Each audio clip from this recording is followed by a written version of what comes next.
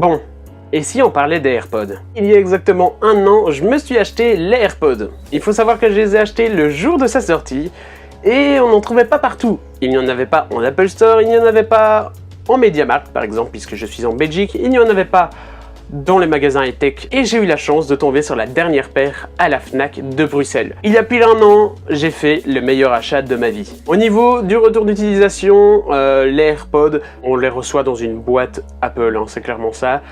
Avec les AirPods, on n'a pas de protection, on n'a pas d'embout pour les oreilles ni de câble pour savoir lier les deux écouteurs, on a juste la boîte ici et un câble Lightning. Ils sont vraiment bons. Il faut savoir que les écouteurs ont une batterie dans chaque oreillette et la boîte est une batterie. Au niveau du temps de charge que j'utilise ces écouteurs, je les charge à peu près 1 à 2 fois par mois alors que j'écoute de la musique tous les soirs, clairement.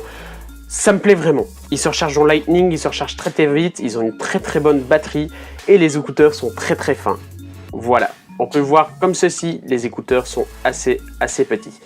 Alors, au niveau du son, c'est pareil que les AirPods, donc qui sont avec fil. Ils sont juste ici Bluetooth et l'avantage de ces écouteurs ici, c'est qu'ils n'ont pas de fil qui les relie. Chaque écouteur est indépendant, donc si on veut simplement utiliser un seul écouteur, c'est totalement possible, mais l'expérience audio est bien meilleure avec les deux. Alors, il y a un point négatif à ces écouteurs-là, aux AirPods en tout cas, c'est que le boîtier se salit énormément, c'est très difficile de le nettoyer, et mis à part ça, il n'y a rien d'autre en particulier. Je vais écouter de la musique sans me prendre la tête, je prends les AirPods. Ils sont utiles sur iOS, sur Android, sur PC, sur Mac, ils sont utiles sur tout et ils sont vraiment bons. La qualité de son est très bonne, mais après chacun a son oreille pour la qualité de son.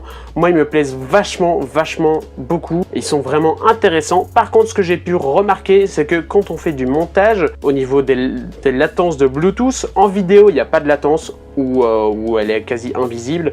En musique, il n'y a pas de latence non plus, ou quasi invisible. Par contre, quand je fais du montage, là, on voit une latence, parce que c'est du montage, tout simplement. Donc là, on voit une latence, mais voilà.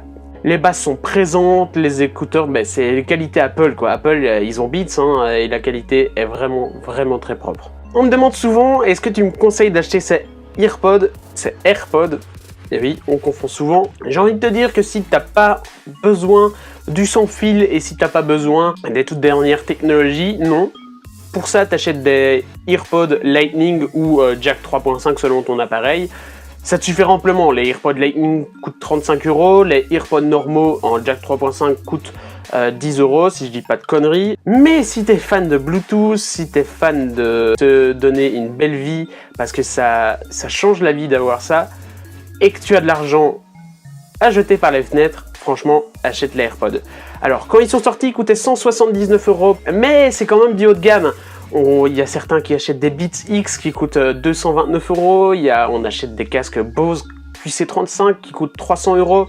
Voilà, toute chose a un prix, et j'ai envie de te dire que si tu es fan de technologie, que tu veux de la liberté, fonce sur les AirPods. En tout cas les amis, si cette vidéo vous a plu, n'hésitez pas à mettre un petit pouce bleu des familles qui fait toujours plaisir.